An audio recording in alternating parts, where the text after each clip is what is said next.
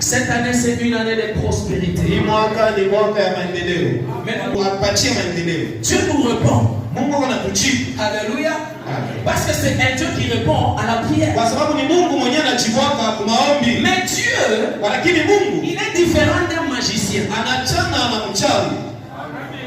Lorsque tu vas dans une maison d'un féticheur, tu peux aujourd'hui faire ce qu'il te demande. Et demain tu te réveilles riche. Mais Dieu n'est pas un Dieu comme ça. Dieu c'est un Dieu ordonné. Et c'est un Dieu qui suit un processus.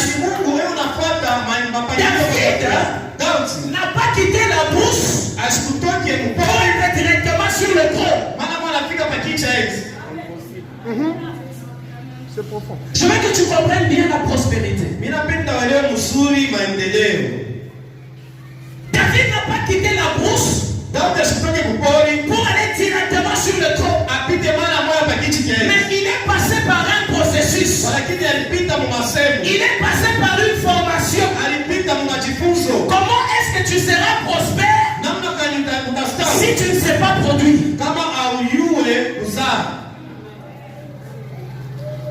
C'est impossible. Pour que David arrive à la royauté, il est passé par un processus de formation. Il est entré dans la maison du roi. Il a appris qu'est-ce que c'est que la royauté. Et ce n'est que plus tard que le Seigneur va le prendre pour l'installer sur le trône. Tu veux la prospérité? Je reviens pour te dire qu'on est au mois de janvier. Mais la prospérité concerne toute une année. Si en décembre, tu dois parler de la prospérité, commence par être formé, commence par appliquer les principes qui vont faire de toi un homme ou une femme prospère. Amen. C'est pourquoi nous avions dit qu'il faut savoir saisir les opportunités. Dieu est un Dieu d'opportunités. Tu veux le travail. Dieu ne va pas aller te chercher dans ta chambre pour te mettre sur un bureau. Mais il va commencer par te mettre à des endroits où tu vas entendre parler du travail. Où tu vas voir ou constater le travail. Maintenant, il revient à toi de saisir cette opportunité et commencer à l'exploiter. C'est ce que j'ai partagé avec le pasteur Alfaxai. Il m'a parlé de David. David était parti simplement amener du pain à ses frères. Il n'était pas parti pour autre chose. Mais quand il est arrivé sur le champ de bataille, il a entendu les gens en train de parler de la chose. Bien aimé, je te dis la vérité. Si tu veux l'argent, Dieu va te mettre dans une position où tu vas avoir de l'argent. Dieu ne va pas aller chercher l'argent, il vient mettre dans ta poche. Non. C'est pourquoi j'avais dit que le Dieu que nous prions, c'est un Dieu d'opportunité. David a juste entendu parler. Il a entendu dire que celui qui va tuer Goliath, on va lui donner ça. Il n'a pas laissé cette opportunité passer. Il a confirmé l'information. On lui a répété la même chose. Et j'aime cet enfant parce qu'il était curieux. Tu sais, quand tu vas devoir saisir l'opportunité, beaucoup de gens vont te décourager. Pourquoi est-ce que les gens vont te décourager? Parce que ton opportunité, ce n'est pas mon opportunité. Nous prions tous, Seigneur, rends-nous prospères. Mais Dieu ouvre la porte pour chacun. Si Dieu ouvre la porte de vendre la farine, toi ne viens pas vendre la farine parce que peut-être toi, c'est vendre la braise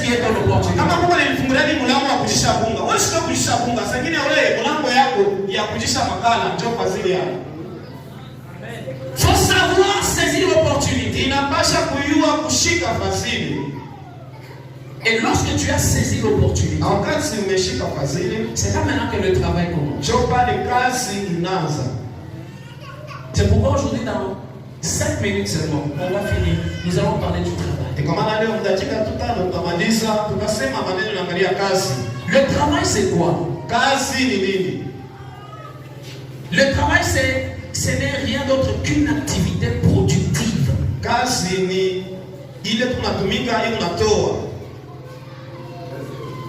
Le travail, ce n'est pas simplement une activité. Mais le travail, c'est une activité productive. Gloire à notre Dieu. Nous lisons Proverbe 12, verset 27. Proverbe 12, verset 27. Nasoma hata mbele na Mwanzo sura ya 26. Genèse 26, le premier verset. Après, nous allons lire 12, 13.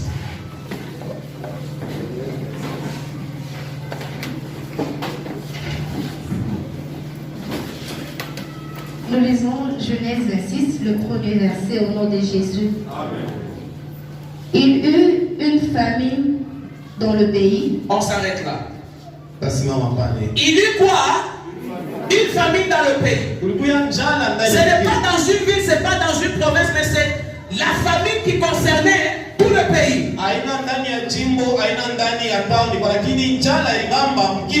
12 et 13. 12. Isaac s'aima dans ces pays et il recueillit cette année le centuple car l'Éternel est béni. 13. Cet homme devint riche et il alla s'enrichissant de plus en plus jusqu'à ce qu'il devint fort riche. Acclamons le Seigneur.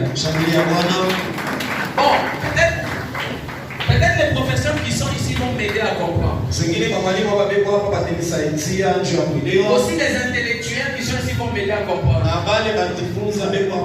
Il y a quelque chose sur lequel je suis en train de réfléchir. Dans le verset 13, je vois 3 choses qui m'intéressent beaucoup. On dit cet homme alla s'enrichissant.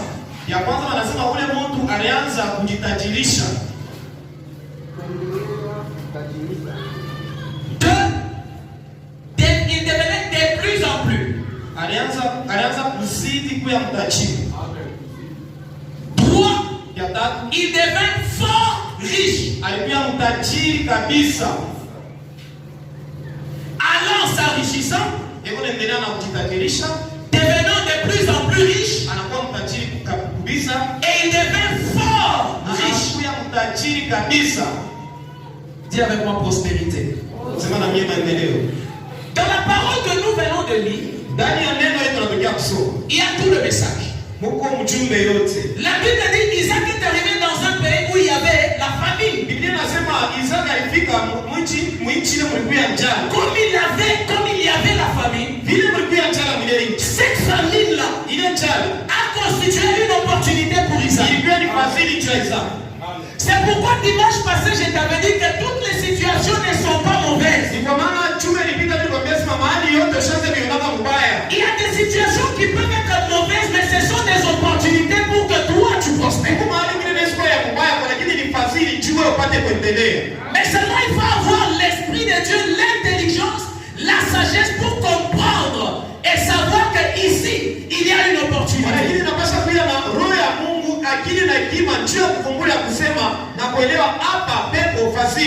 Lorsque tu as découvert l'opportunité pour prospérer,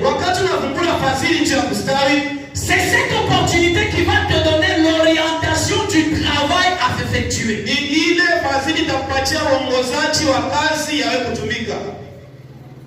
Ça passe? Je vais illustrer ça. J'arrive quelque part. On dit on a besoin de la farine. Moi je suis en mesure de fournir cette farine. J'ai trouvé une opportunité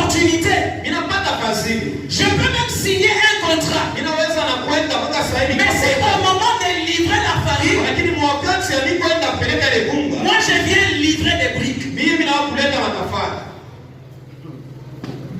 Qu'est-ce que j'ai fait de mon opportunité? Tu as caché l'opportunité. Autrement, tu n'avais pas bien compris quelle est la porte de la bénédiction que Dieu avait ouverte pour toi. Mais si tu as bien compris ton opportunité, ça va aussi orienter quel type de travail tu dois faire. Qui dit Amen? C'est pourquoi Isaac est arrivé dans ce pays. Il a trouvé qu'il y avait la famine. Et la solution pour la famine, c'était quoi? Il fallait s'aimer.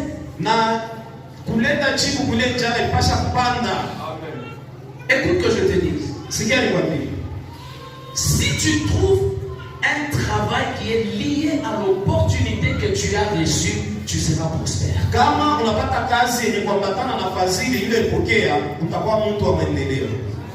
Amen. Alléluia. Amen. Est-ce qu'on se comprend très bien? Au fond, là-bas, on se comprend. La prospérité, ce n'est pas quelque chose qui arrive au hasard. Tu as prié que Dieu te rende prospère. Dieu t'ouvre une porte. C'est ça l'opportunité.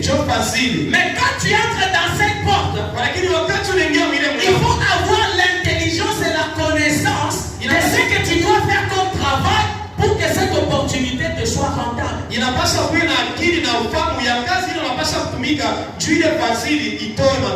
C'est pourquoi comme Isaac a compris que le problème de cette ville c'était la faim. Lui il a commencé par s'aimer. Et comme il a exploité le bon travail pour la bonne opportunité, il ne pouvait que devenir prospère. C'est pourquoi nous disons que le travail c'est une activité productive. Tu diras que tu travailles si tu produis. Si tu travailles et que tu ne produis pas, ce n'est pas un travail, c'est un passe-temps. Et lorsque tu passes le temps, tu es en train de te tuer.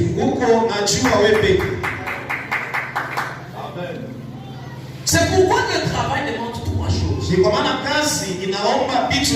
Est-ce qu'on peut nous lire d'abord Proverbe 14, le verset 23? La Bible dit, je vais le dire, tout travail procure l'abondance. Dis avec moi, tout travail. Dis tout travail procure l'abondance. C'est la parole de Dieu. Tout travail ne signifie pas n'importe quel travail.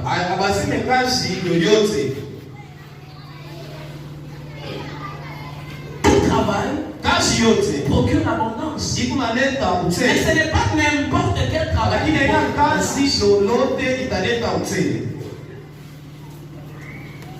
Est-ce que je me fais comprendre?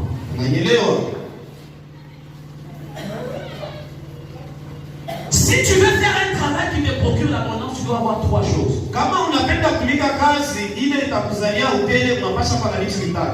Tu dois avoir la stratégie. Tu dois avoir. J'ai parlé de la stratégie, tu dois aussi avoir la discipline.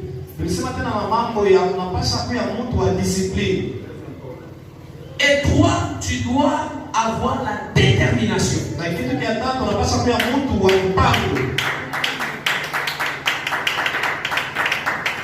Écoute, Dieu t'a déjà ouvert une porte. Tu veux maintenant l'exploiter. C'est-à-dire tu veux maintenant travailler. Mais tu ne peux pas travailler sans ces trois choses. De un, tu dois avoir la stratégie. Ya kwanza unapaswa kuwa na akili ya kutumika nayo. Si tu veux réussir dans le travail que tu fais, kama unapenda uweze mkazi unatumika, tu dois être stratège. Unapaswa kuwa mtu wa makini. Il y a des gens qui ont raté les occasions de leur vie. Watu walipoteza mabati ya maisha yao. Simplement parce qu'ils n'ont pas été stratégiques. Tu hawakuwa na akili ya kutumika nayo. C'est très important. Ni ya kawaida kabisa. Il faut avoir la stratégie. Inapaswa kuwa na akili ya kutumika ile kazi. En Swahili ça se dit bien l'intelligence. L'intelligence. Pour commencer un travail qui va te produire, il faut avoir l'intelligence. Tu as kwanza kazi ile itakuzalia inapaswa kuwa na akili ya mwile kazi. En parlant d'intelligence, je te parle de la réflexion. Kama tunasema mambo akili, tunasema ni kufikiri.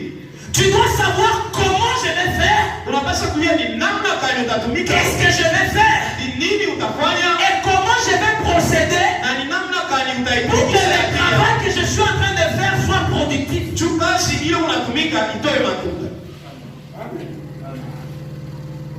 Tu veux vendre des papiers duplicataires. Utaoshisha mapapier duplicataire.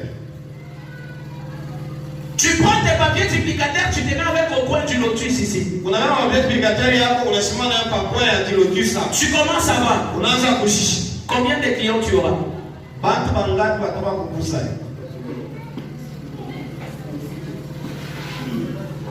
Mais si tu prends tes papiers, je prends des exemples banals. Tu prends tes papiers, tu les mets là.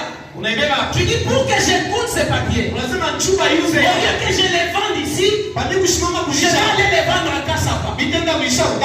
Parce que dans ta stratégie, tu as compris que les étudiants, ils ont toujours besoin du papier. C'est pourquoi Isaac, quand il est arrivé dans ce pays, il a vu que les gens avaient faim. Il leur a dit attendez. Il est allé s'aimer pour arriver à nourrir ces gens. Il a appliqué la stratégie.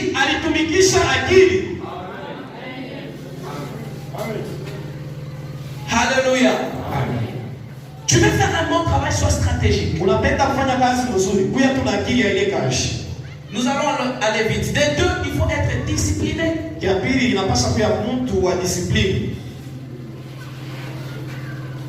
Un travail ne se fait pas sans discipline. Tu ne vas jamais réussir.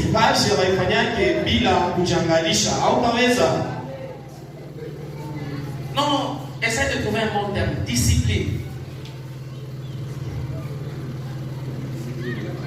Tu vends des beignets.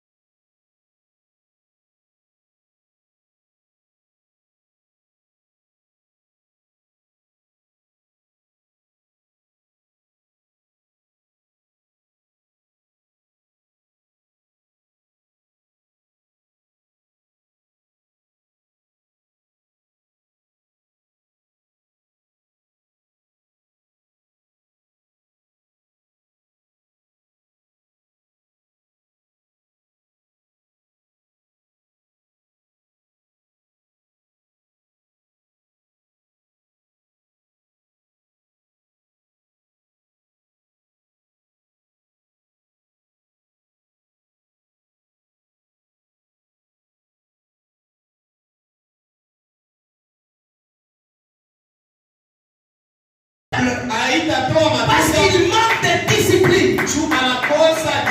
Quelqu'un qui fait un travail de manière disciplinée, il doit savoir se priver. Il doit savoir se ranger de manière à ce que son travail soit productif.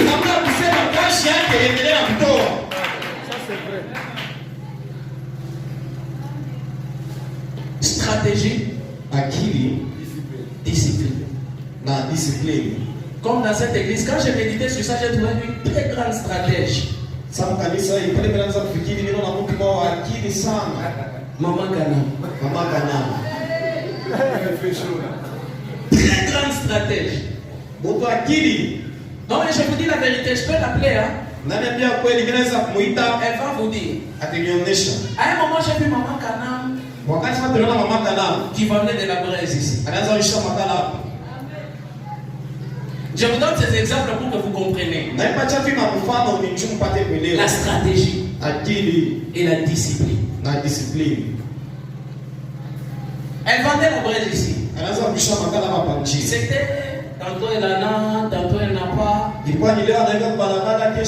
Pourquoi? Parce que parfois elle devait attendre les gens du quartier qui devaient venir acheter, peut-être prendre un crédit, ça ne produisait pas, n'est-ce pas maman? Donc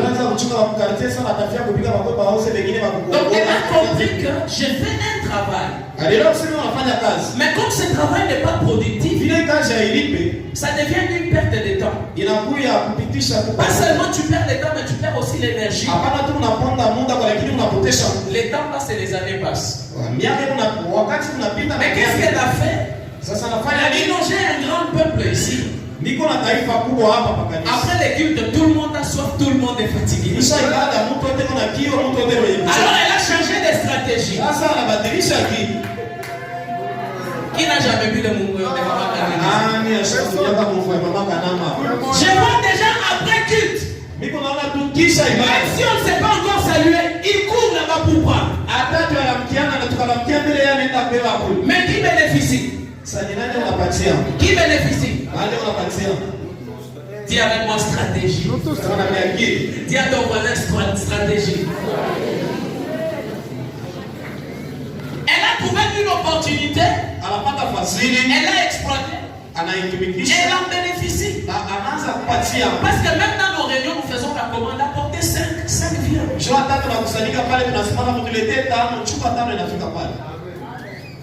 Mais dans ce travail, dans ton travail, si tu n'y mets pas de la discipline, ça peut être un bon travail, mais qui ne va pas te profiter. Parce que tu manques de la discipline.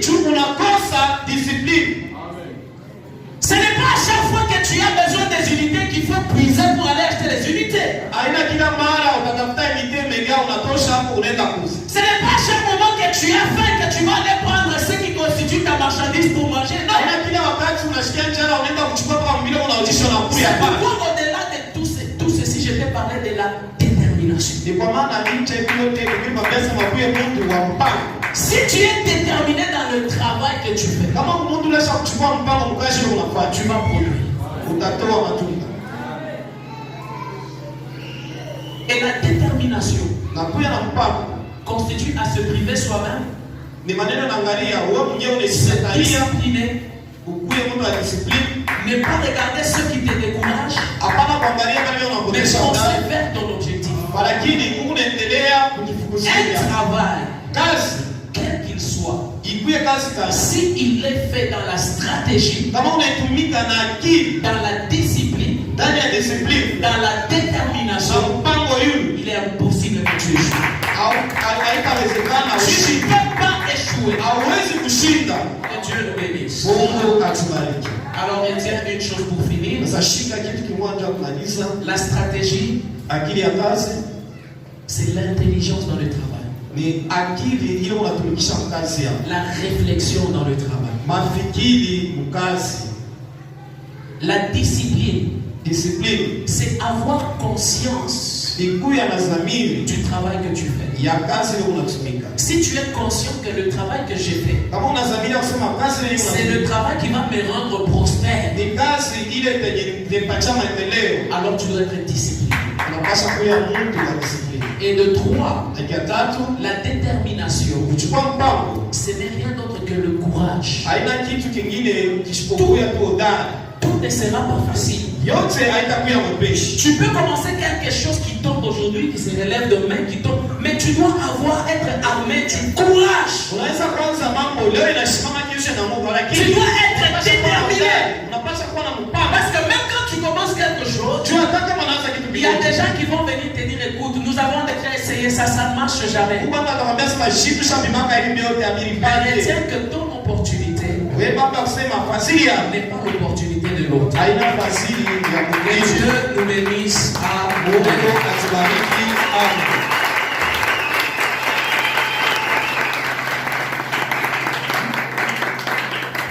Amen.